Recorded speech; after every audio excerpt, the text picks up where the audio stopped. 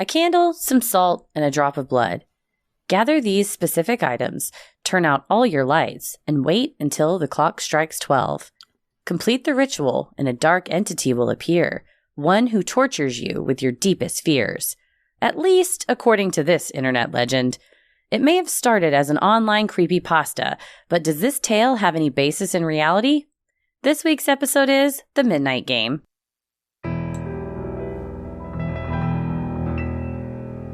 A bump in the night, your heart fills with dread. Probably a murderer who wants you dead. It could be a ghost, a demon, or worse. Perhaps you're the victim of a witch's curse. It's hopeless, you're doomed. You'd call a priest if you could. You'd rather just listen to who? Sinisterhood.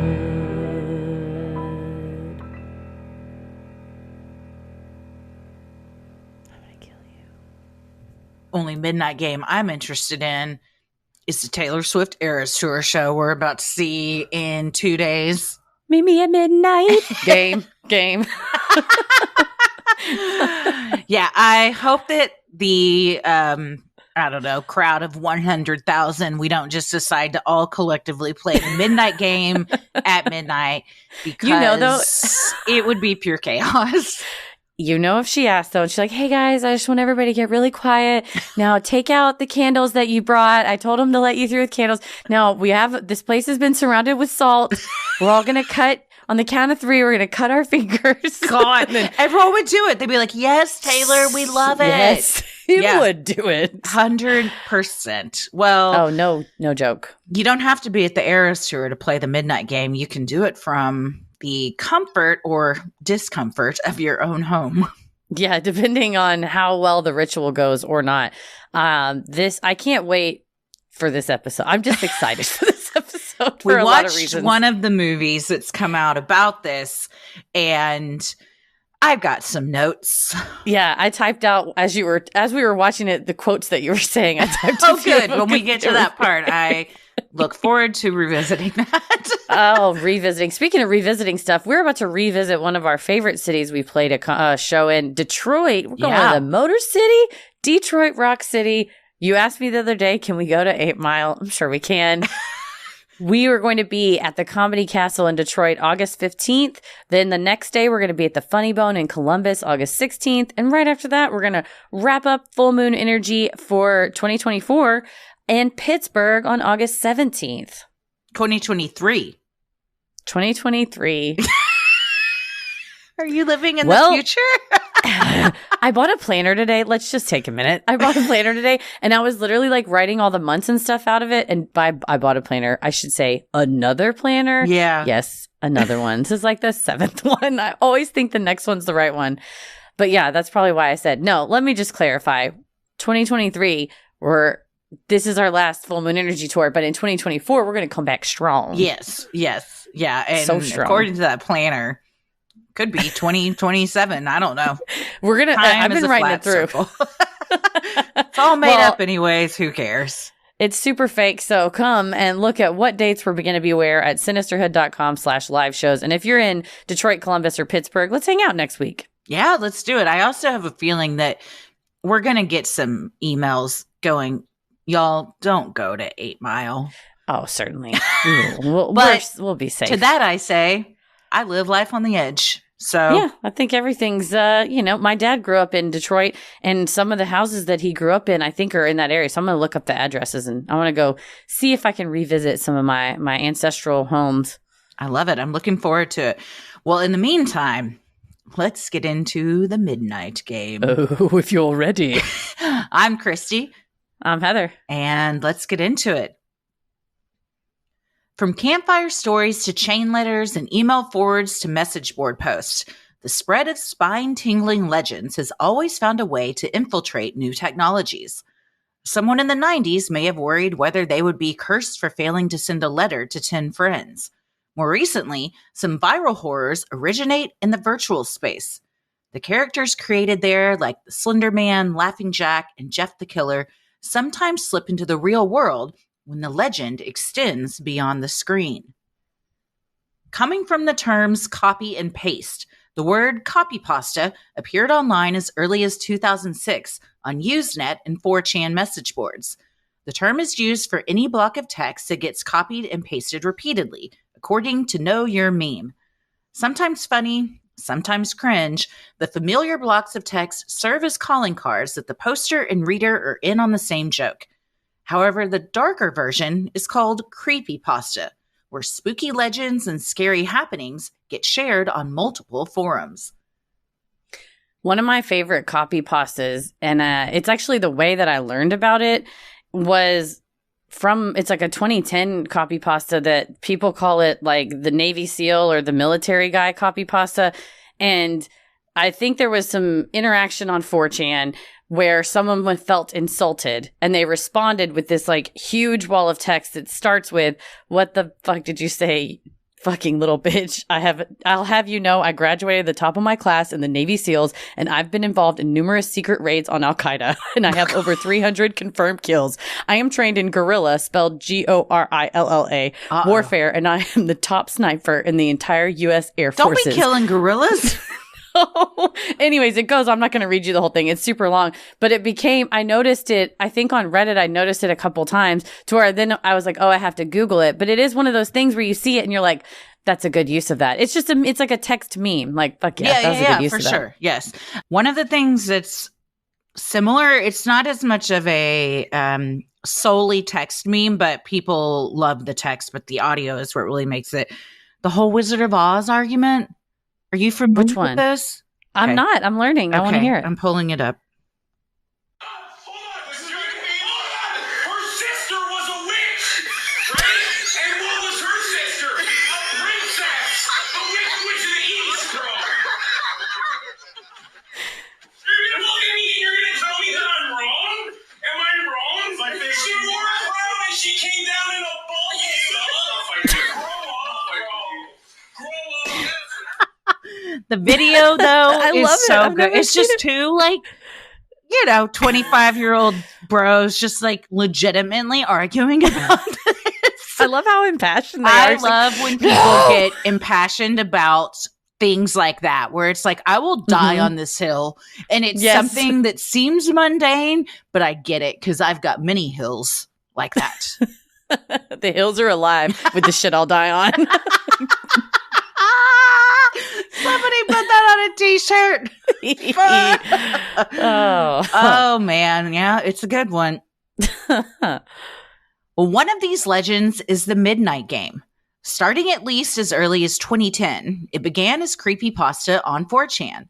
The text itself is mostly made up of a series of convoluted rules instructing readers how to play the game to summon the Midnight Man. Creepypasta Wiki, a site that has become a central database for lore around these legends, claims the game is an old pagan ritual, used mainly as punishment for those who had broken the laws of the pagan religion in question. The term pagan comes from the Latin word for country dweller. Once Christianity became the state-sanctioned religion of Rome in 415 CE, anyone who continued practicing pre-Christian beliefs or worshipped multiple gods were written off as pagans. With no real prize at the end, the page states the point of the game was to scare players into obeying the gods. And with any creepypasta or copypasta, creepypastas tend to, it's like an urban legend where people add a little bit. And I watched a trailer of one of the other movies that had adapted it. And he's like, the point of the game is to show that you know how to follow rules. And I was like, I don't need to prove that to anybody. Also, there's way less traumatic ways to prove that. I can bake a cake. I can just, log into Netflix, create a new Netflix account. I can follow the rules to do that stuff. My second grade teacher, Miss Horn, had us write out how to make a peanut butter and jelly sandwich, in what order. And we each she gave us a loaf of bread and peanut butter and jelly, and we wrote it in advance, and we had to go up there and do it. And if you messed up a step, she made you follow what was on the thing. Anyway, we learned real quick. If you forget a knife, you're going in with your hands. She was like, stick your hand in further. Now eat it in front of us. Everyone, don't break eye contact with Heather. She did this to herself. Whether a punishment for disobeying the gods or just a spooky way to get some thrills, If you dare to play the sinister game, there are some specificities of which to be aware. It is crucial that the instructions are followed to the T in order for the ritual to work properly. The first rule being that the ritual must begin precisely at 12 a.m., performed at any other time, and it will not work. Next, gather the materials you will need. You must have a wooden door, a candle, a piece of paper, a writing instrument, matches or a lighter, salt, and at least 1 drop of your own blood. Each player must have their own materials. Once you have everything you need, perform the following steps in order. And to clarify, you're supposed to do all steps in order at 12 midnight. Yeah, but also like a little bit before 12 midnight, because as we'll see, you got to knock and the last knock has to end at midnight. So it's a lot to keep up with. You have to count backwards. As someone who doesn't believe in time, I'm like, well, what do we know? If one person's midnight is another person's 12:05. How do we know which time zone does the midnight man live in? We don't know that either. I never ever heard you describe yourself. 8 p.m. somewhere is 12 a.m. somewhere else. What are we doing? How do you know? First of all, it's 5 o'clock somewhere, always. Second of all, I just have never heard you definitively make a proclamation that you are a person who does not believe in time. And you know what? Hell yeah. I back you. Honestly, I back you. I think it's the first time I've made such a declaration, but the more we discuss it, the more I look around my house and this clock says 3:55. What does this one say? 3:56. You know, I mean, like, who's to say when is when? That's great. It's true. And it's all relative. We're all hurtling through space. There's a million reasons why you're right. You're right. When you're right, you're right. Step 1. Write your full name, first, middle, and last, on the piece of paper. Next to your name, place a drop of your blood, allowing it to soak into the paper. Step 2. Turn off all the lights in the house. Go to the wooden door and place the paper in front of it. Light your candle and place it on top of the paper. Step 3. Knock on the door 22 times, with the final knock occurring at exactly midnight. Open the front door, blow out the candle, and close the door. You have now invited the Midnight Man into your home. Step 4. Immediately relight your candle. Now, the game begins.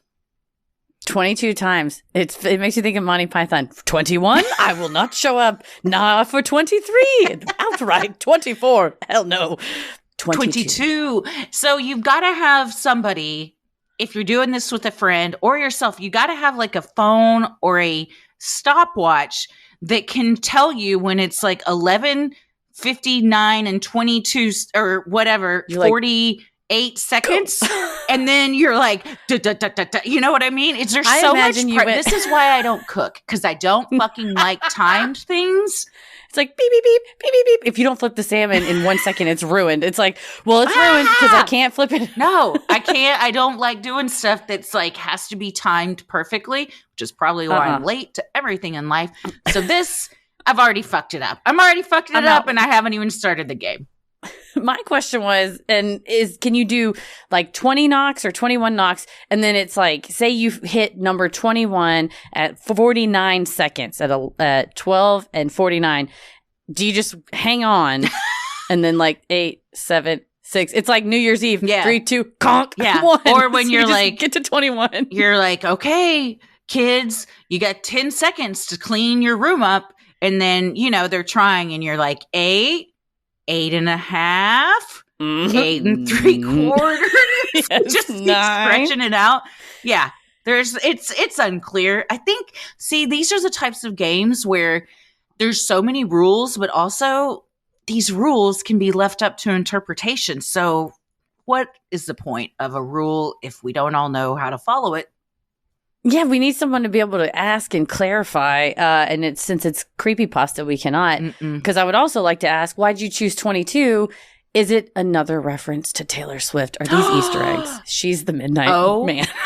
My God. Is she, though, the Midnight Man? I mean, Midnight just came out. And then at midnight, she releases like new records, even like part of the ones, you know what I mean? It's all, and she likes Easter eggs and hiding stuff. I'm sure the Midnight Man likes to hide things. Also, she had the Midnight's 3 a.m. edition. Yeah. 3 a.m. comes into play. Witching hour. Okay. Well, we'll have to ask her. I'm sure she's gonna see us. As soon as she starts taking our calls. I think we take a big old sign and we hold it up and we just say, Taylor, are you the Midnight Man? And if it's big enough and she sees it, I feel like she'd be like, what? And maybe address it. Because, sometimes they'll address things in the crowd. Like if it's if it's bizarre enough. And then that's how we become friends with Taylor Swift. Or she looks at us and goes, yes. And we're like, oh, God. And then we had to dump salt around ourselves. And everybody's like, what are you doing? You're fucking up my Shake It Off with all your salt. And I'm like, do you want to die? Like, you want to see all your nightmares come true? You're like, shake it off and just shake the salt around them. Just shake it off. For the next 3 hours and 33 minutes, it is your job to avoid the Midnight Man at all costs. You'll know he draws near when your candle blows out and the air temperature drops. You only have 10 seconds to relight your candle. If you are unsuccessful in relighting your candle, you must immediately surround yourself with a circle of salt. The circle is said to protect you from his grasp, at least temporarily. If you fail to relight your candle or surround yourself in a circle of salt, the Midnight Man will create a hallucination of your greatest fear while ripping your organs out one by one. That's what we were saying. Your greatest fear, if it's spiders, you're like, I'm being attacked by a spider. And mine's like, failure. How are you going to show me I guess failure, you could show. Yeah, I was going to say like, nobody likes me. That's not my greatest fear, but it might be somebody's, and just like everyone's pointing and laughing at you, or public speaking, and you've got to like give a Oscar-winning speech. Damn. And then you'd choke up there. Or what if your fear is really fucked up and the Midnight Man catches you and is like, now I'm going to make you, oh God. Ugh, I don't even want to look at that. Oh. Never mind. You can go. Or you trick the Midnight Man. You're like, oh, my greatest fear? Being too successful. What would I ever do with all that money? Yeah, I'd be so panicked. Yeah. Sucker, Midnight Man. Sinisterhood will be right back. Cold turkey may be great on sandwiches, but there's a better way to break your bad habits. And we're not talking about some weird thing that your neighbor's going to tell you to do. It's like, I heard from a guy who heard from a guy. Nah, ignore that. We got you. It's not like you got to knock on a door 22 times and blow out a candle and there's a bunch of rules and stuff. No, that's not what we're talking about. We're talking about our sponsor, Fume, and they look at the problem in a different way. Fume is an innovative, award-nominated device that does just that. Instead of electronics, Fume is natural, and instead of vapor, Fume uses flavored air, and instead of harmful chemicals, Fume uses all natural, delicious flavors.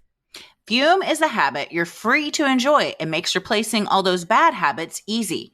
Your Fume comes with an adjustable airflow dial and is designed with movable parts and magnets for fidgeting, giving your fingers a lot to do, which is helpful for de-stressing and anxiety while breaking your habit.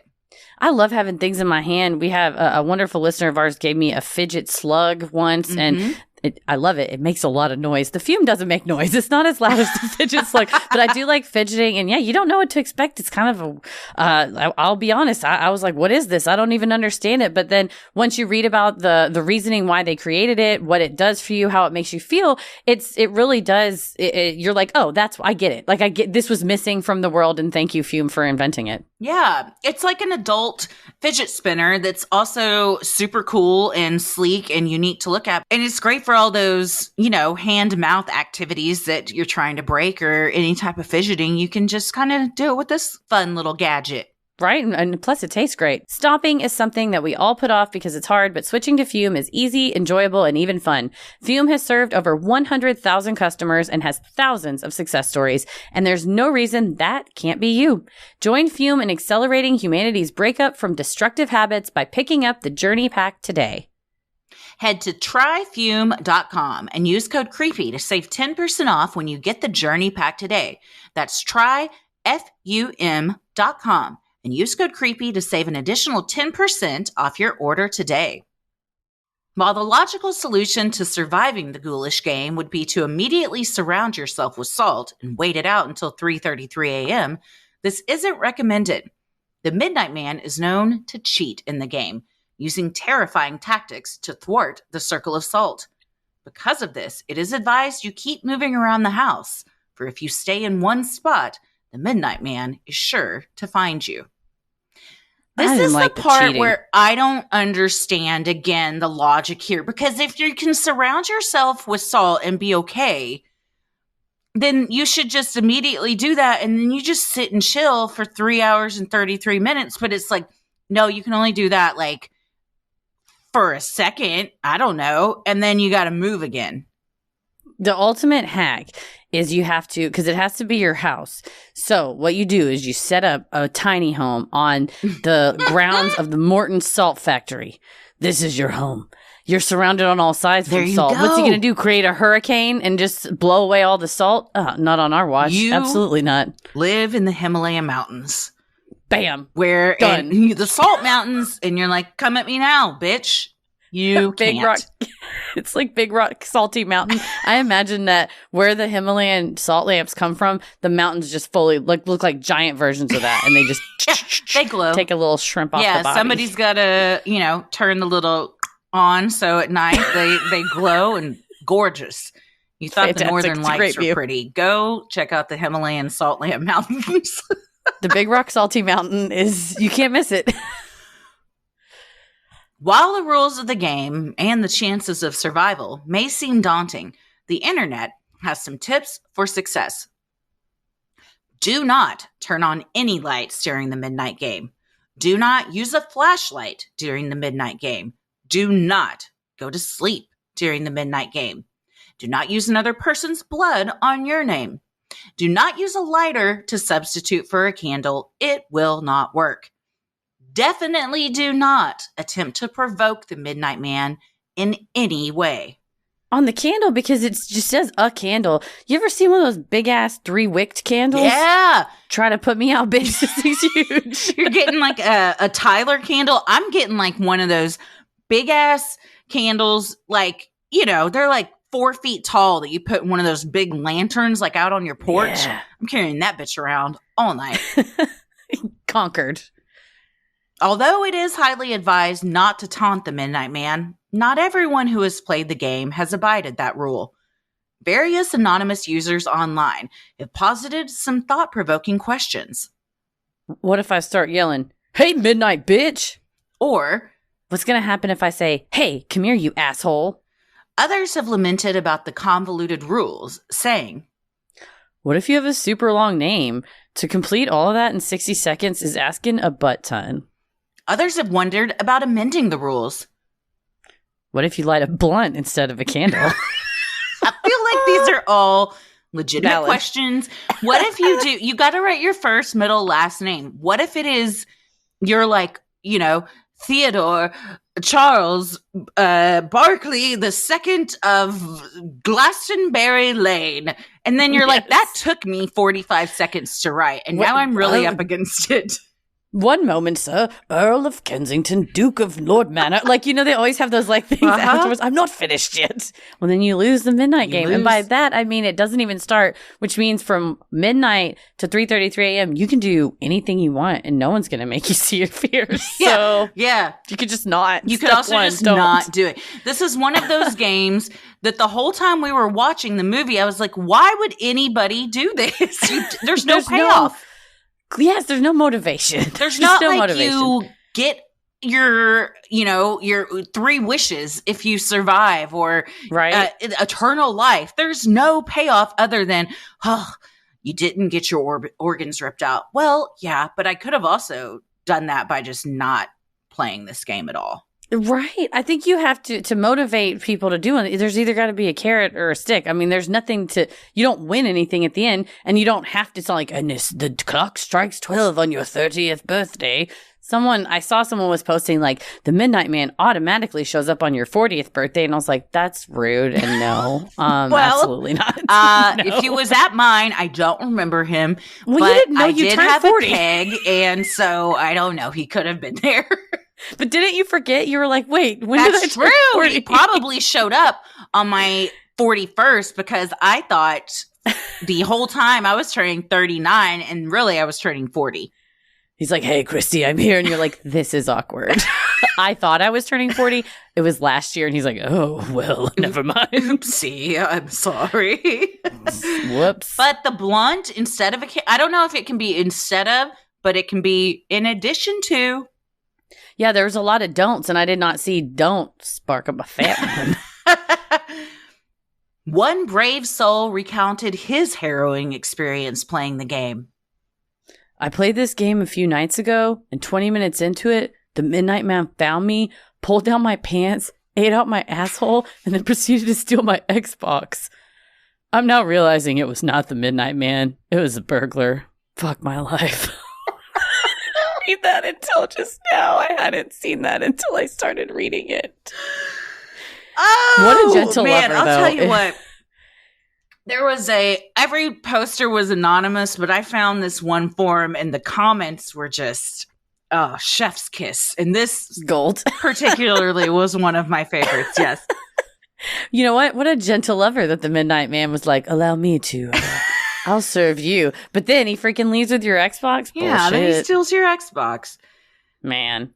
Even though the legend is fictional, there are still those who attempt to play the game, though not always with the results they want. One Reddit post titled, Midnight Man is fake, was published in 2021 and detailed one person's attempt. They wrote, after seeing many creepypasta stories of people playing the Midnight Man, I just had to give it a go. Judging by the very concerning stories I read about the Midnight Man game, I had some belief that maybe it would work. The user was disappointed the first time, as they and their friends followed all instructions and moved about the house from 12 a.m. until 3:33. The Midnight Man never showed. Undeterred, the user chalked up the ghoul's absence to an error made when setting up their game. Well, that sounds reasonable because there's so many steps that it's easy to miss one.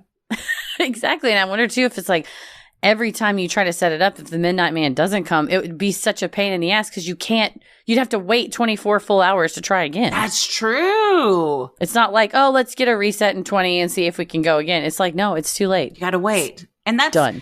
For people that aren't night owls, that's asking a lot to stay up at that time. Now I got to stay up again. Also, you really wouldn't know until 3:33 a.m. So really this is strenuous. It's a long burn of a game that may or may not end up with you being shown your worst fears and having your guts ripped out. Not a good end. Sign me up. A few weeks later, the player tried again, but with one key difference. More blood this time, hoping it would improve our chances of seeing the Midnight Man.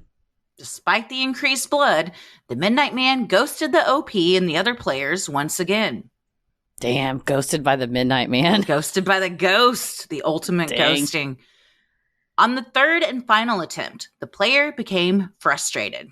After, like 20 laps around the house with our candles in our hand, they decided to do something the game forbids. Taunt the Midnight Man. Yeah, I taunted him, called out the Midnight Man really loud. I called him all sorts of names. I called him a bitch and a pussy. Told him to come out and play, you stupid bastard. Stomp my feet. The taunting was not successful. The OP went to sleep disappointed, never having seen the Midnight Man. They later left a comment asking for help conjuring the spirit, saying, can we have the secret? Yeah, I'll give it to you. It doesn't exist. Dipshit. Stop yelling bitch and pussy at 3 a.m. Your neighbors are probably like, what is happening over there for the third week in a row? Martha, I think someone was trying to get in. There were 22 knocks again last night. No, it's Daryl up the street. He's fucking screaming. Is that why he was screaming the P word? Oh, yes. Over and over. over and over. I feel like I know who would be very successful in playing this, though. Who? Zach Bagans. Oh my God. He taught the shit out of this thing. And what do we think Zach Bilbo Bagans' worst fear is? Oh my. I know what it is. Ed Hardy going out of business. He's like, he wakes up in a world and they're like, he's like, where are my chains and my rings? And they're like, what are chains and rings? Jewelry have never been invented. And he's like, no. He wakes up in a world without Where are all of my jewelry. Affliction t-shirts? Oh, Affliction? Gone. I'm sorry. We've never heard of such a thing. What could that be? Do you have an affliction? Do you need to go to the doctor? He's like, no, my cross t-shirts. Yeah, he definitely would be like, Midnight Man, you want to get out here? We want to play? I'll fuck you up, Midnight Man. Let's fight. Since the game was supposedly based on a pagan ritual, one 4chan user asked a vital question. How the fuck would old-timey pagans know when it was midnight on the dot? The answer is they wouldn't. Similarly, summoning a supernatural creature to conjure your worst fears is not the type of ritual attributed to either modern day or ancient pagans.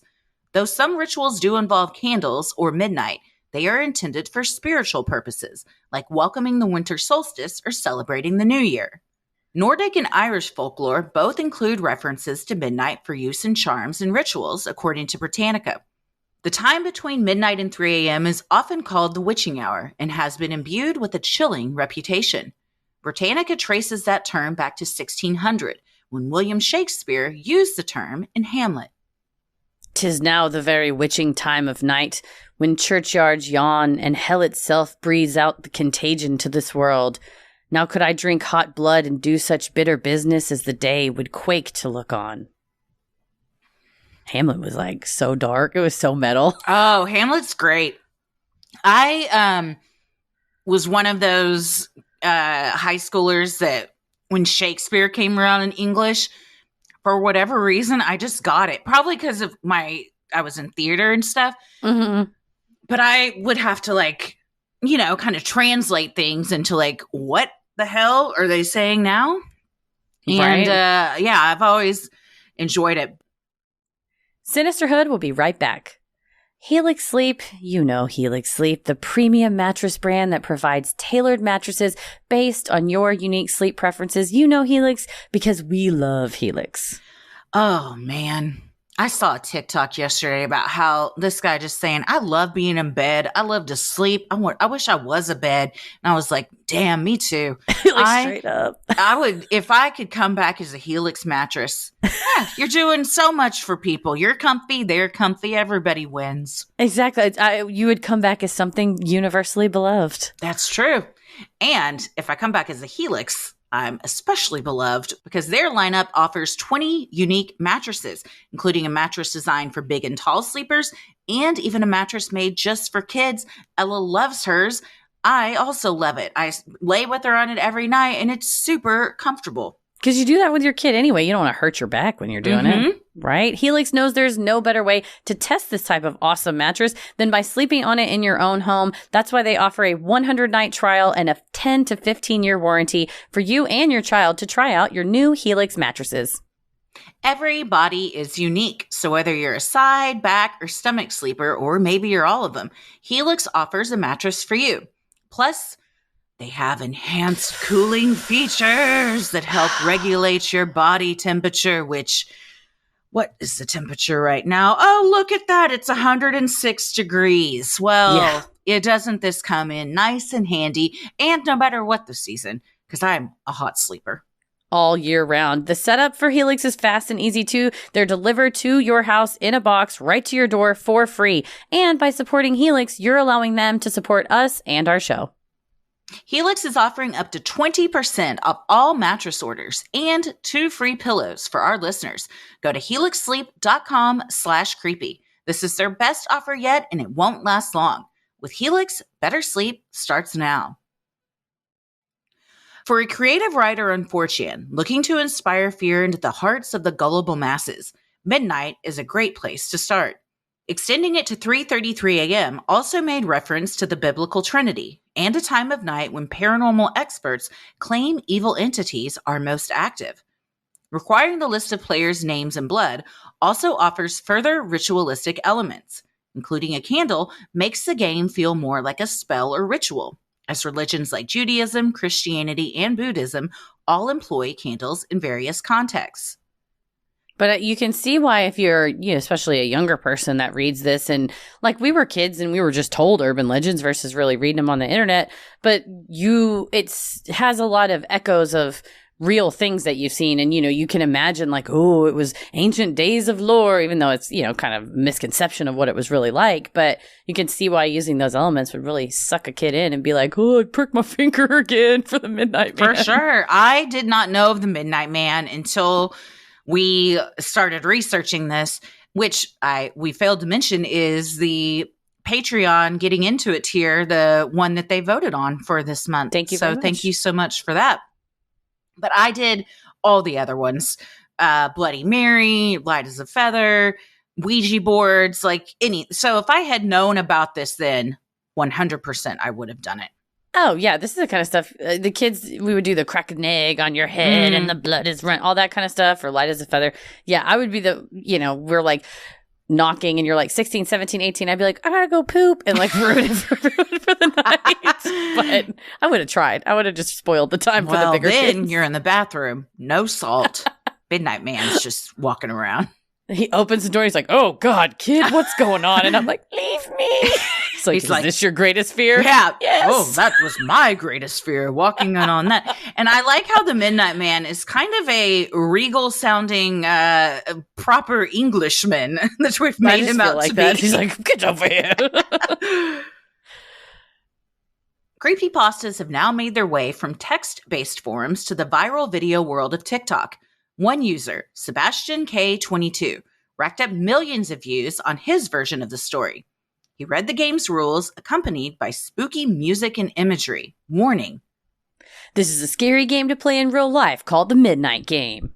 Some commenters were frightened by the story, claiming they'd never play, while others were skeptical, writing, dang, you don't even get like a reward or something. Winners of the Midnight Game may not make any money, but Hollywood has angled for a piece of the creepypasta pie. In 2013, the film The Midnight Game was released. Its plot is described as: after playing a pagan ritual on a dare, a group of high school students find themselves trapped in an endless cycle of their worst fears.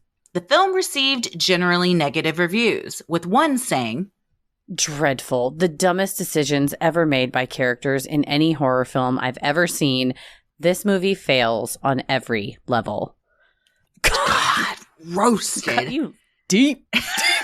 Those IMDb reviews can be savage. Oh, yes. And very lengthy. People take their IMDb reviews very seriously. And so seriously. Their Goodreads reviews. Those are two things. Oh, yes. If you want to see somebody in depth review something, good or bad, check those out. I feel like they take it on as a personal mission when they do those of like, I won't let the public down. Most of the time, too, it's like, I'm not going to let somebody else waste an hour and 12 minutes like I did. I'm going to put a stop to this. I'm going to spend the next hour and 12 minutes writing up this review about how much this movie sucked so nobody else sees it. It was terrible. This is not the one we watched. The 2013 film, though, I watched a brief trailer of, and it looked like a cross between... It kind of looked like Final Destination or Urban Legend, where they do the ritual and then they all go their separate ways and start seeing their delusions. But this is the one where the kid said, it's so that you can prove that you know how to follow rules. Like, well, we're teenagers. I don't need to like prove it to my friends. And and what does that prove? Like, I can just clean my room or like do my chore list for the week. I'm good. Speed. The Midnight Man found himself scaring new audiences in 2016 with the release of a new film bearing his name. Featuring horror legend and original Freddy Krueger, Robert Englund, this film follows Alex, a teen girl caring for her grandmother who discovers the Midnight Game in Grandma's attic and decides to play. The movie was met with generally negative reviews as well, with critic Sarah Michelle Fetters calling it a maddening waste of time with things building to an annoying and deeply unacceptable climax that's nothing short of terrible. This is the one we watched. We did. I will say, if you want to watch it, I made a note because it included graphic depictions of suicide. Yeah. Gore, which is obvious, and then glimpses of a dead bunny. So there was... Yeah. It showed too much of those things. We even said, well, somebody got a big old chunk of money for special effects and they went ham on it. It was like, we could either dump a ton of money into gory special effects or hire some good writers and actors. Which way do you guys want to go? And they went the former. They just heard the first one and went, deal. And that was it. That's it. No one wrote it. Well, this is the one. Yeah. When the movie started, they're like, well, first of all, we were talking about it. There's so many rules in this. And for a movie to be predicated on rules, which are very boring to hear out loud, it's a bit of a misstep to write that. As far as we were having to listen to this kid list out rules forever. And you're like, this is a lot of work for no reason. You kept going, what's the benefit? There's what's none. The benefit? To show you can follow rules, I suppose. But also, Alex, and this actress might be a fine actress, but she kind of mailed it in this role. Unless they should have explained up front, Alex has been through something and she's unable to express any human emotions, joy, sorrow, or fear, which is an interesting choice as a character or an actor for the lead in a horror film to not really be scared of anything, but not in a defiant, I'm not scared way. Just something horrible would happen. And she was like, oh. Bored, indifferent. You know, it was strange. There was just the same tone throughout the entire movie. No matter what was happening, she had the same monotone voice. The reaction she had when her grandmother was like, would you tuck me into bed? She's like, was the same reaction when later that same grandmother unhinged her jaw in a way and began screaming in this like guttural demonic way, like, and then there's a young man who's also kind of the male lead, and he looked at least slightly he was better. Yeah, but she was just like, Grandma, go back to bed. Well, I guess I need to go put Grandma back to bed. It was bizarre. Just give me a little something to work with. Robert Englund, you know what? You tell that man to show up to set. He shows up to set. He phones nothing in. He doesn't own a phone. He does it right way every time. Can't save the movie, but for his part, he did it great. He tried. You don't need a phone when you communicate in your dreams, Heather. He can go in your mind. That's how he doesn't phone it in, because he's always there. I was impressed that you immediately recognized him because, just spoiler alert, he's not wearing his mask in this movie. Yeah, he looks like there's no his fedora. Regular face.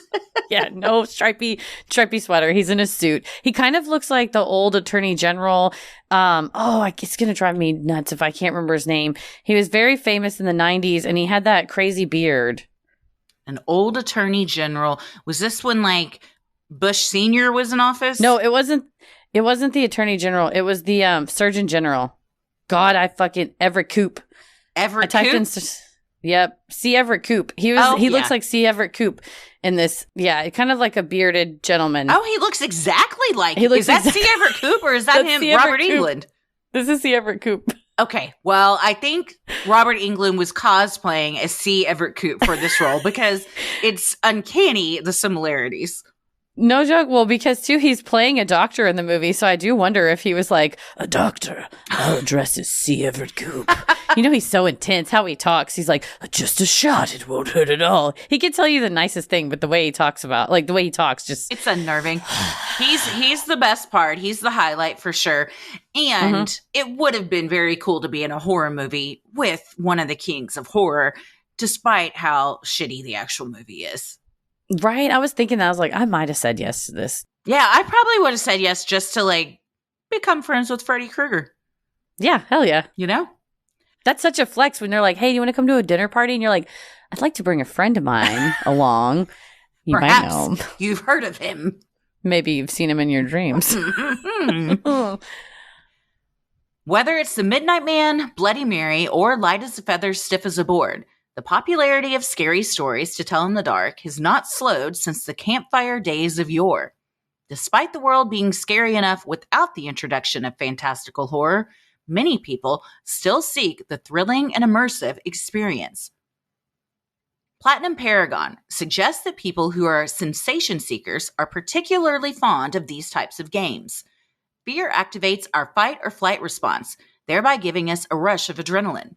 Similarly, defeating a scary game provides an immediate sense of relief, flooding our brain with dopamine and causing sensations of relief, relaxation, and a sense of accomplishment.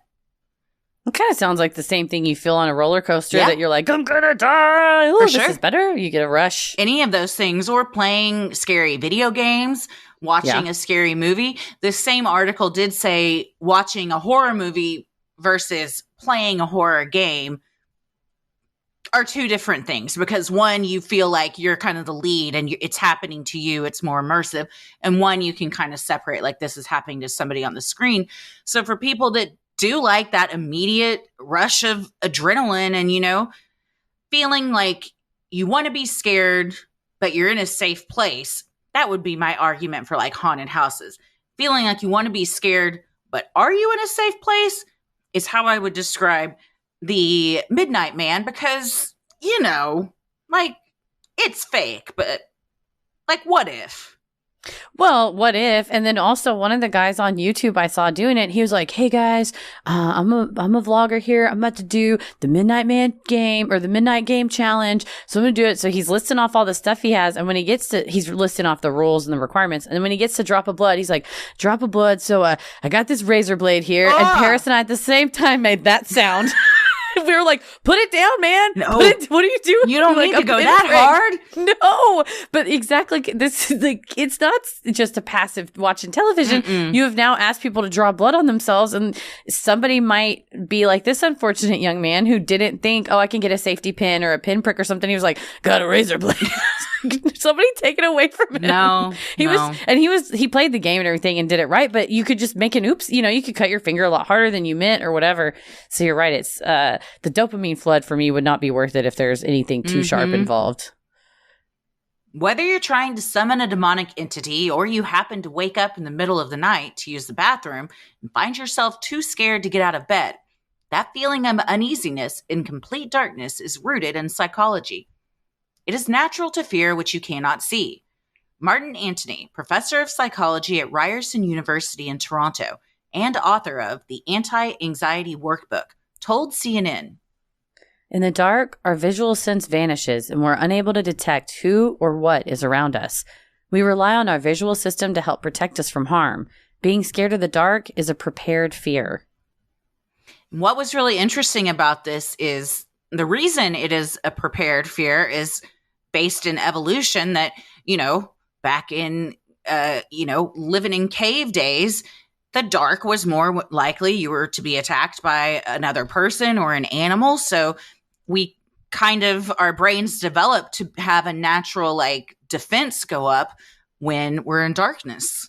That makes sense. And the brains that are surviving are the ones that know to look around a corner, use light to see if there's a threat coming. They're more likely. We're all the ones that survived, or the ones that were looking over our shoulder. Mm-hmm. Maybe that's why we're all so anxious now, is because we're just the cumulative effect of like the strong have survived. And by strong, the hyper aware have survived. And we're all losing it, man.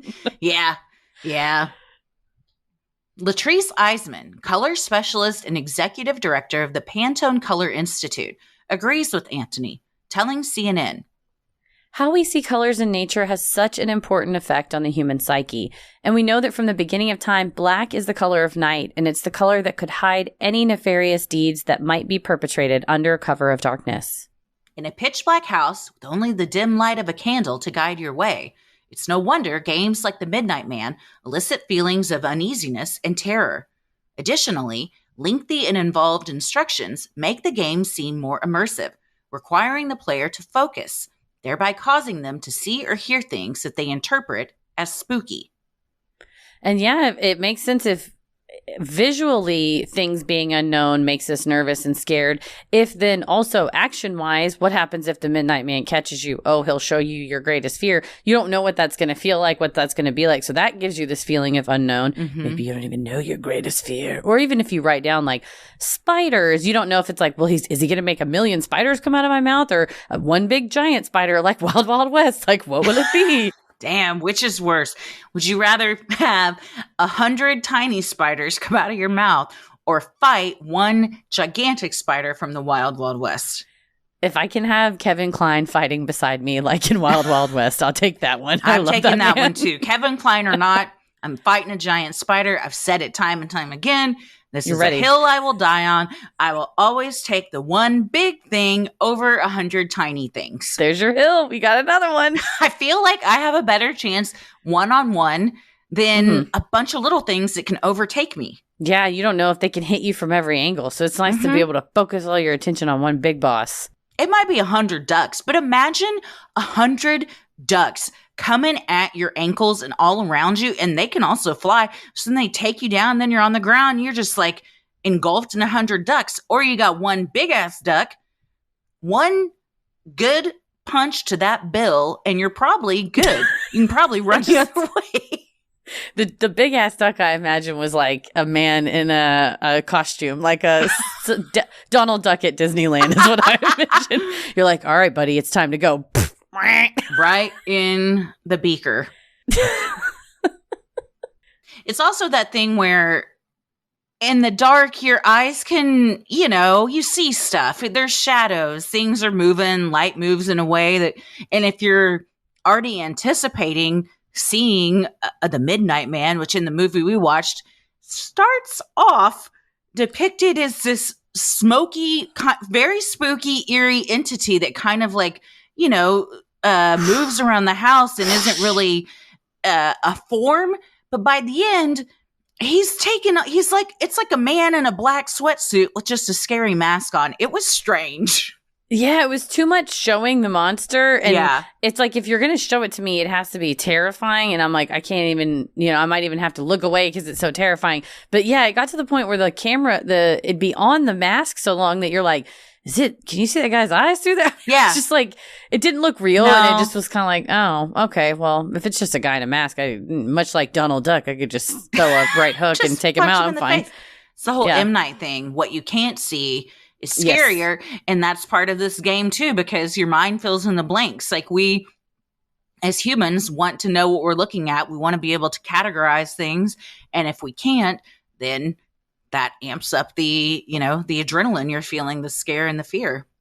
That's true. Your brain just sort of fills in the gaps. And if you've decided, I'm going to see a man, then that's might be the gap that that's what your brain fills the gap with, is what you already thought preloaded. Sinisterhood will be right back. Well, you said it's 100 and some odd degrees outside. That means I got shorts on. I got tank tops on. That means my skin's rubbing up against itself, which means, I got to grab my Athena Club razor. Mm-hmm. The old disposable cheapy razors I used to use would leave my leg all scratched up and gross looking. So I'm trying to get some nice stems showing out there. Athena Club's razor, this is why we love it. They've got thousands of 5-star reviews from customers. The magic starts with the Athena Club razor blades. They're surrounded by a water-activated serum with shea butter and hyaluronic acid, so you get a silky smooth shave that actually leaves your skin soft and hydrated, not all stripped dry.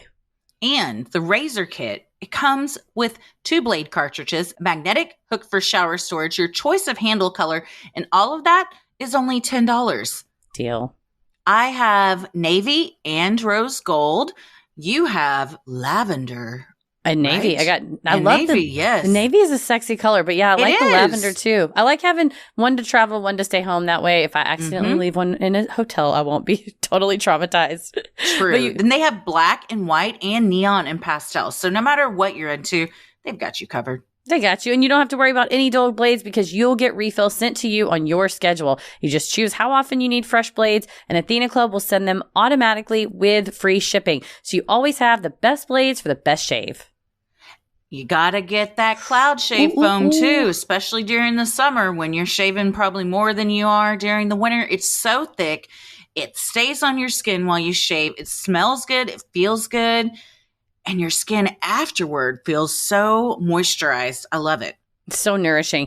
Show your skin you care with the Athena Club Razor Kit. Get started with Athena Club today by shopping in-store at Target nationwide. Just head to the shaving aisle to buy your razor and refills. With the rise of TikTok, the interest in the Midnight Man game seems more popular than ever. User 469-975-10516 filmed her experience with the entity. showing images of strange bruises that appeared on her body in the week following the end of the game. According to legend, the monster should leave your house at 3:33 a.m. if you were successful in evading him. However, this user claims to have experienced paranormal occurrences well after the game ended. This same user, which I imagine that's just TikTok giving you a user name at that point, unless yeah, you just that's signed up your and didn't choice. choose. Maybe that was a phone number with some extra numbers thrown in. Yeah, But just add a few. yeah, it was, and who knows if any of it is real, but they said they did the game, and then it was 1 week later, and windows were opening by themselves, and doors were opening, and they had bruises and scratches all over them. I don't know. Well, and it may be that it's not the Midnight Man who's doing all that, that you're, wandering around your house between midnight and 3 a.m. running away from the Damn, that's you true. feel cold. You probably bonked into something. Or on the supernatural front, maybe you're doing this ritual and you think, maybe it's a troll wrote it on 4chan and you're following all these rules, but on accident you slip and then you let something through. I don't know, something ghoulish through. But I imagine running around between midnight and 3 a.m. With all the lights out and only a candle and, kind of skittish already, that might net you a few bruises. Yeah, I bonk into things daily with full Covered. lights on. I mean, the amount of times I run into stuff is a bit alarming, quite honestly. It's too much. It's a little too much. So in the dark, especially if I'm like trying to make sure I'm not like going around a couch and he's there or something, I'm going to be, I'd probably honestly light something on fire. I'd trip. The candle goes, a curtain goes up. Next thing you know, and they're like, you can't use a flashlight. And then I ruin everything and everybody's worst fears, which is, burning alive is probably one of them, comes true.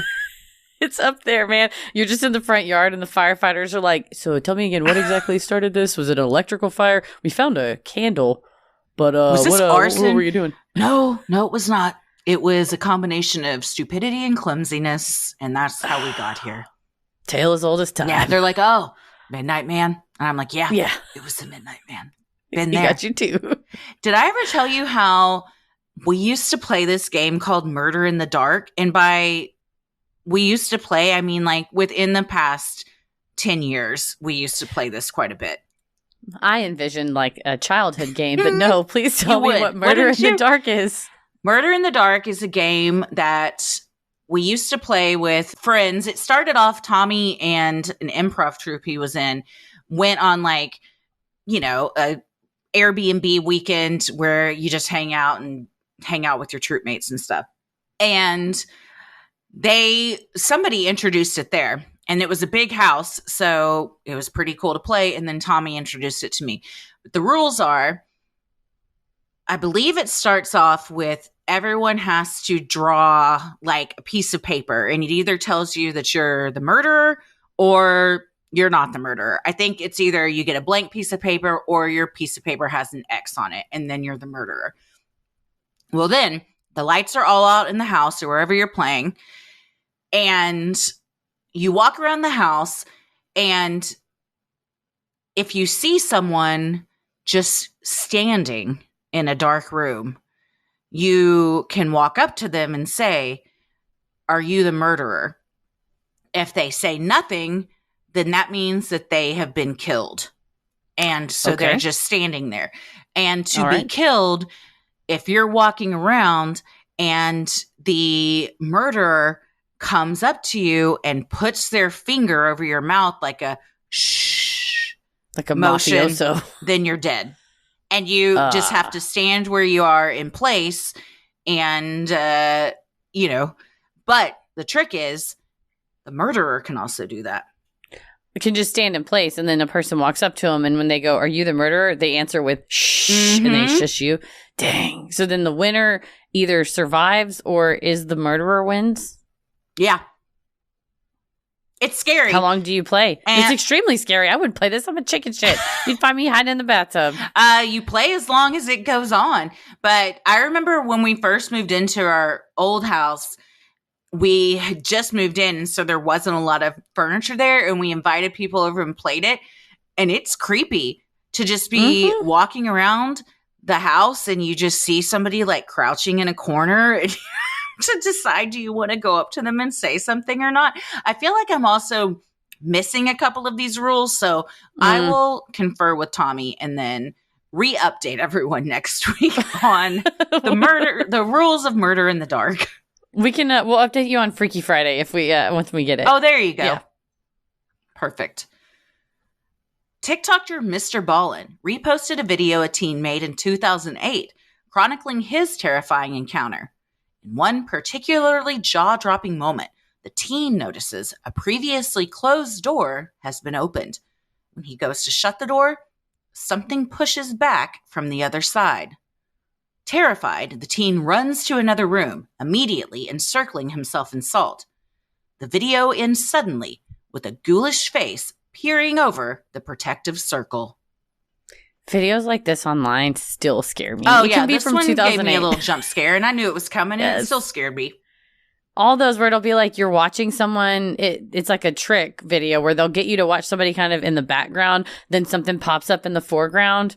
Every time I fucking fall for it. Every time. When those became big in the early 2000s and people would email them to you, the amount of times I watched those and my reaction would honestly be immediate tears, like panic. Like I just can't have something like that jump out at me without expecting it. It would scare me so bad that I then would just stop opening emails from people. I'm like, I don't trust any of this. It honestly probably gave me some trust issues. Probably. You lost touch with several people. They're like, I've been trying to reach out to you. And you're like, I can't open your email. What if it's jump scare? Those things ruin relationships. They give me a stomach ache. Like I get a real big dump of adrenaline in my stomach. And I'm like, well, now you made me nauseated for at least a half an hour. I hope it was worth it. And for what? You didn't even get to see my reaction. Then they started with the reaction vids of somebody would secretly film their mom getting one of these emails. Those are fun to watch sometimes. They can be fun. Depending on the reaction of the person, they can be fun to watch. Despite online warnings saying, do not play this game, daring individuals have ignored the pleas. If you wish to summon the Midnight Man, make sure you have all of your materials. If you wish to summon the Midnight Man, make sure you have all your materials ready prior to the clock striking 12. After that, you're on your own. So what do we think? Overall, I do find it very amusing from a trolling perspective that if you wrote this as a trolling kind of shit post in 2010 or whenever, it's pretty satisfying and a pretty successful troll that it has gotten to the point where there's 2 feature films made. There's books that this is the predicate for. There's board games, video games. So on the one hand, what a troll move that you got people to believe it to the point of creating stuff from it. But on the other hand, you just created some IP that a bunch of people are benefiting from and you get $0. That's true. Because then you can't really come out and say, hey, I'm the one who made this. I'd like some credit now because 1, how do you prove that? I guess maybe you could, but 2, well, then you showed your hand. Right. And then it's it really was made up. Yeah. Maybe for the troll, the point was just for people to believe it. And the fact that there are folks out there genuinely trying, whether it's genuine or not, or being like, I got my razor blade ready, that it makes the troll feel like, ha ha ha, I won. Or they wrote this 10 years or in 2010 and forgot about it and don't think about it. Damn. I wonder if they are still on this planet, they've got to know. I feel like I'm sure they've got to know. And I think you would feel a sense of damn, I was just trying to spook people and it really worked.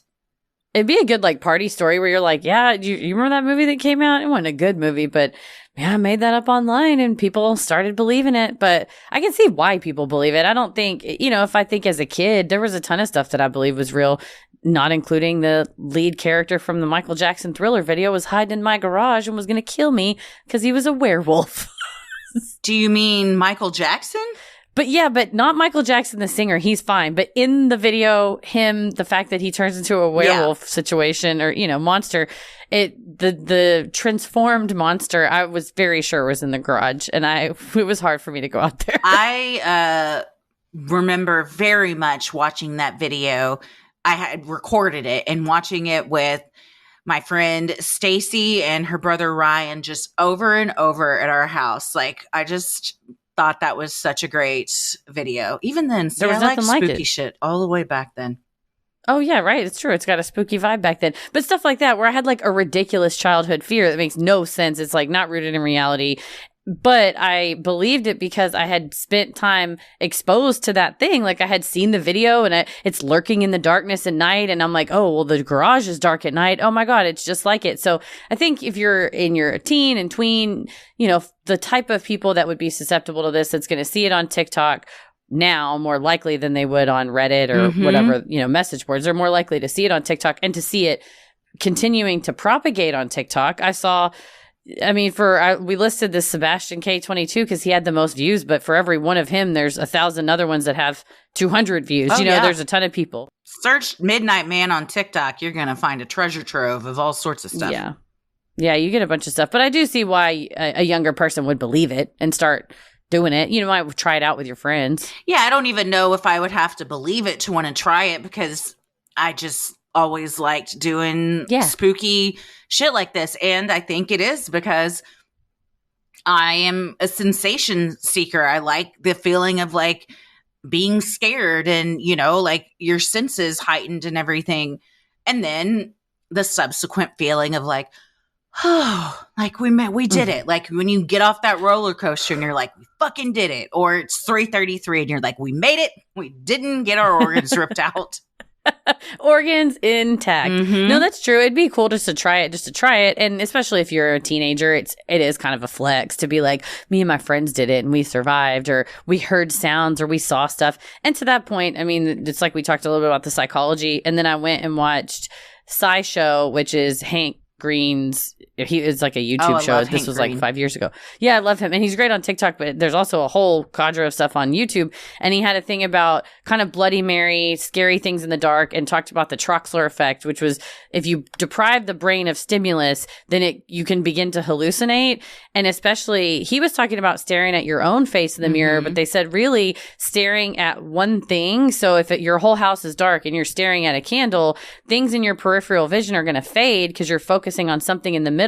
And because it's a SciShow and I like it, I didn't know this, but I learned it's because the neurons in your eyes stop reacting when they get the same stimulus over and over. So I guess because it's all darkness around it, you sort of ignore it or stop reacting. He said it's the same if you wear glasses. So because that sensation of touching your face, eventually your brain just blocks it out, or like the feel of your shirt on you, or he was saying smells. Like if, you go into someone's house and you're like, it kind of smells in here. Well, those neurons have shut off in their brain because they've just been exposed to it. But that's really fascinating. Yeah, I had no idea. But that's why, it's because you focus on that thing in the middle. So the candle, I imagine, is very vital to this psychological effect of this and scaring yourself, because you need that focus to create this hallucinatory environment. Yeah. If all your peripheral senses have been turned off and then you see like something move in your periphery, you're going to be hyper aware of it. And all of a sudden it's like, oh, the Midnight Man, he's over there in the corner. When in reality, like a car drove by and you'd kind of tuned it out. And so it immediately like popped you back into it. It like brings you back. Yeah. And it was he also went into in the video all about mirrors and the reaction of looking at your own face and the distortions and stuff, which I have had happen late at night. I went to go, late at night, wash my face, and I don't want to turn the lights on and disturb Paris. And so looking up at yourself in a mirror and seeing like your face lit differently or different features of your face, somewhat distorted or maybe obscured because of the light, it is an eerie feeling, and our sense of self comes from recognizing ourselves. So yeah, I'm sure if you're running around your house all in the dark and you see a figure in the mirror that you can't completely place as yourself, it feels out of body and hallucinatory because you're like, well, who the fuck even is that? I feel like that might be some sort of meditation technique in either yoga or a culture, or perhaps both. But I know, like, when I used to do yoga a lot at the end, we would do the breath of fire technique, which is all the lights are off. You're sitting, like, on your knees, but, like, your butt down on your feet. And you do this special type of breathing while looking at yourself in the mirror. And, like, with sometimes there would be like candles in the room and stuff. I would start to see like you kind of like become hypnotized, and then it might be like what some movies say, you know, like acid trips or something, or like it just kind of like starts to melt and stuff. And I believe, I could be wrong, but I believe that technique is also used as a form of like inner meditation and stuff at times. So, I mean, it makes sense because you kind of shut out everything and then you go inside.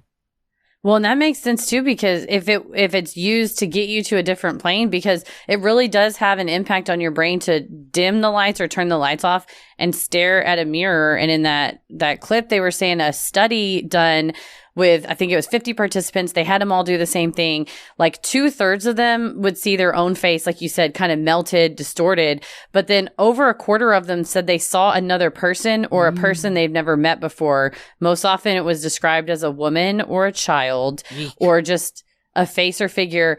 And then almost half of them reported seeing fantastic or monstrous beings. Fantastic beings, I'll take. Monstrous, I'd prefer not. Sinisterhood will be right back. No, but that face in the mirror where you can't fully see yourself, yeah, it does create a sense of separateness almost from your own psyche, just because you're used to seeing one version of yourself and seeing something kind of occluded. It's an eerie thing. Mirrors are much like time. Dude, we can't figure them out. I told you I've tried since high school to figure out mirrors. I can't. Ella asked me one day, I don't know. We got to Google it. I don't understand how it works. I think sand's involved. Beyond that, I'm not entirely sure. Silver, sand, glass, I don't know. Something. It's all involved. Somehow it makes a reflective surface. It's same thing with cameras. Couldn't tell you. Gun to my head. No. Could not explain how a camera works. Can I just tell you my rant about cameras when we were at Crater Lake? My rant about nature in general and positively. Everywhere we went, I was like, human beings just steal stuff from nature. And Paris goes, what do you mean? I said, everything. We're just nature. He's like, what are you talking about? I was like, showers? It's just rain. It's just concentrated rain that we choose when to turn on. He was like, dang, that's true. I was like, cameras? It's just an eyeball. We didn't make an eyeball. Nature made eyeballs. We just cheated and put it in there. Electricity, you know, it exists. They figured it out from static electricity, from lightning. We didn't think of electricity. We harnessed electricity. We don't ever think of anything. Human beings jerk themselves off a lot. Yeah. A lot. For stuff of like, I'm such a genius. No, I will say you're ingenuitive because you've figured out how to harness something. But a lot of it is inert in nature. Fire existed. We just figured out the tools necessary that got to go together to make it harness happen. it. Exactly. We figured out how to harness it. But so that's impressive. But I just kept going. Human beings, we just keep ripping off nature. We're ripping this off. Cameras, that wasn't our idea. He was like, well, it was though our idea, wasn't it? A little bit. Well, the idea may have been ours, but the idea of it already existed. Idea. Oh, EYE. I told you that one podcast I found on SoundCloud like 10 years ago that I was like, I have never understood quantum physics so much. And the second the podcast ended, I forgot all of it. And then somehow on my phone, I can't find it again. And I was like, oh, well, there it goes. And it was good while it lasted for the one good hour that I felt like a genius. And now I'm like, string theory, like a violin string. I don't know, but that's an interesting. Please send me that TikTok. We will link it in the show notes. I would love to hear more about it, because I asked Paris things like that. I'm like, are you a robot? Are you real? He's like, why do you ask me that? Of course I'm real. I was like, that's what a robot would say. Well, I think you wouldn't know that you're not, because you'd be so developed. Your code would be written as such that you don't have self-awareness like that. Right. My therapist would say that I have such low self-worth that I don't think I deserve such a beautiful, wonderful, perfect partner, that I think that he has to be a robot. I would say, prove to me he's not. Yeah. So well, there you go. And anyway, they would go say, back to therapy. I guess I can't. And then you say, I think we're done here. And you walk out of the office. What a fun job. Being Heather's therapist. What a job. What a job. Oh, man. Yeah, mine as well. Well, I think my overall take of the Midnight Game and the Midnight Man is bravo to the person who initially posted this on 4chan. I hope if you did it to troll people and see how many convoluted rules dummies on the internet would follow if you told them to, Bravo. You did it. You have accomplished. Congratulations. Yes. And I think that it's brought a lot of creepy fun to a lot of people, perhaps some honest trauma to others. Who knows? But nobody's holding a gun to your head to do these things. So if you don't have the stomach for it, then don't light that candle. Don't knock on that door. Don't you knock on my door. There's so many door knocking Midnight Man's jokes waiting to make. for you. Da da da da da da da da. Worst fear's gonna show you. And then the one knocking is fucking Mr. Barney Fife. What's his name? Don Knotts. Oh, Midnight Man. Oh, no. Talking about Three's Company, a really old sitcom, if you haven't heard of it. Yes, we are. I was not allowed to watch that as a kid. My mom thought it was too racy. It was too racy to watch Three's Company? I wasn't allowed to watch Three's Company. Oh, you're like, I'm going to sneak and watch it. R.I.P. Let's just say R.I.P. John Ritter. Let's say what needs to be said. An angel among angels. Man, yes. R.I.P. Well, yeah, I think the best part of the... What a note to end on. Yeah, the best part of the midnight game is step one. No, thank you. I'm not going to do that. No one's making you. I would do it if there was a reward at the end that wasn't just not dying. Yeah, it's like playing Survivor versus playing Naked and Afraid. I'm going Survivor every time. Oh, yeah, yeah. Also, I mean, even like Ouija boards, there's the payoff in the sense that you're getting answers. There's like a back and forth communication. If you could play the midnight game and then at the end you win and it's like, okay, now you get to ask the Midnight Man 22 questions, then I would play it. Yes, yeah, and he'll and about the past, present, or future, and it will be correct, and he cannot lie. Oh, yeah, I might. I'll play it. And then we solve the age-old question: is it 20 questions, 21 questions? No, it's 22 questions. Now we know. We've done it. We've added to the lore. This is how things on the internet, grow. This is how they expand and grow. Well, if you were brave enough to play this, or you have played it, you know where to send it in. Sinisterhood.com/Freaky Friday. I feel like Midnight Man games are ripe for that. Midnight Man games or any like games. If you played games as a kid, childhood games, light as a feather, something creepy, weird, spooky happened. I love stories like that. Yeah. Because you have those as a kid where it's like, no, we all know one time Bloody Mary really did show up. Like, I want to hear that story. Those make me, I want some nostalgia. That sounds fun. I remember having a slumber party for a birthday when I was probably, I think I was in middle school, maybe 6th or 7th, probably like 7th grade. And we did the Ouija board, and somehow out of that, it came to be that an entity that was an eyeball, a giant eyeball, was living in my closet. And I was scared for weeks to open my closet door, which is kind of inconvenient when all the shit you need is in there. You're like, I don't want to. The eyeball's in there. Did it blink? I never saw it. God. We would make our own Ouija boards. If somebody didn't have one, we would write, we would get pieces of paper and like write out the letters and everything and then use a glass. And we were hardcore, man. Some people say like, I've just kind of always been into the macabre my whole life. No, you haven't, because you haven't made your own Ouija board because we didn't have any around. That is being real into the macabre, and that's Christy Wallace, ladies and gentlemen. The 90s, baby. That's right. You did with what you had, and you were happy to have it. That's right. Well, let us know if you have played, if you have made it out alive, or if you didn't and you got shown your greatest fear. Yeah, what was that like? And if the Midnight Man hasn't left your house, let us know if you need some resources on eviction. Yeah. Also, Get tell him him to send in some Freaky Friday stories because he's definitely got one. We'll dedicate an entire episode to his stories. To Midnight Man's like, this one person's fear was ridiculous. It was just pooping. I just walked in on a young girl and she was pooping and everybody else was upset that she'd ruined the game. And that's you from the earlier story. Was me. It was fine. But it wasn't a hallucination I made. That was just what she was doing. It was very embarrassing.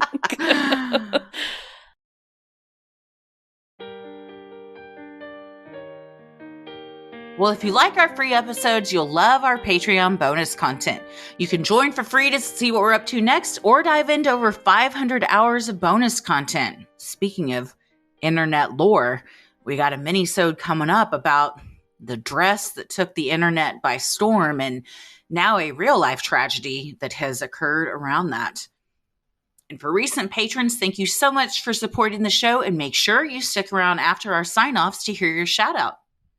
You can also head to Sinisterhood.com and click shop on the top banner to check out Sinisterhood merch like t-shirts, mugs, totes, stickers, and even clothes for your kiddos. While you're there, you can also review the show, follow us on socials, and check out the episode description for more fun like topic-based playlists and links to those live show tickets. Yeah, don't forget, we're going to be in Detroit, Columbus, and Pittsburgh, so come and see us. You can also follow us on Instagram and Twitter at Sinisterhood Pod. You can like us on Facebook at Sinisterhood. We are on YouTube and TikTok at Sinisterhood Podcast. And if you would like for us to send a custom, personalized video shout out on your behalf, you can find us on Cameo. Just search Sinisterhood. You can say happy birthday, happy anniversary, you got this, good luck, congrats, whatever. We want to deliver the message. It's one of our favorite things to do. So head over to cameo.com and search Sinisterhood. Where are you at online, Christy? I am on Instagram at Christy M. Wallace and TikTok at Christy or GTFO. Heather? Pretty much everywhere at Heather versus the World. As always, the devil and the Midnight Man rules the airwaves. Keep it creepy.